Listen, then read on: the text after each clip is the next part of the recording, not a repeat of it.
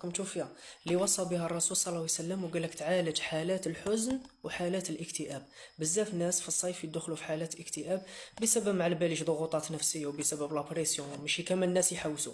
اوكي.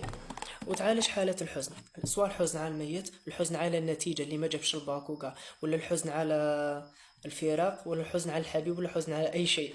ليسونسيال فيها زوج عناصر، فيها البوتاسيوم والمغنيسيوم. هذو العنصرين عندهم تأثير على الخلايا العصبية. اوكي. يساعد هذو العنصرين في التخفيف من حالات الاكتئاب وحالات الحزن الشديد، حيث تحتوي التلبينة على، خلاص قلنا من هذه فتناها.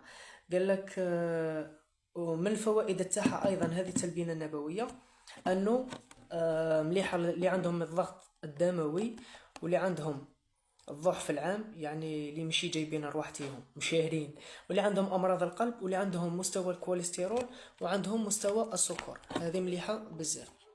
ما تنسوش باللي العودة الى الطب النبوي، لانه الرسول صلى الله عليه وسلم وصى بها، مش انا اللي وصيت بها، الرسول صلى الله عليه وسلم وصى بها.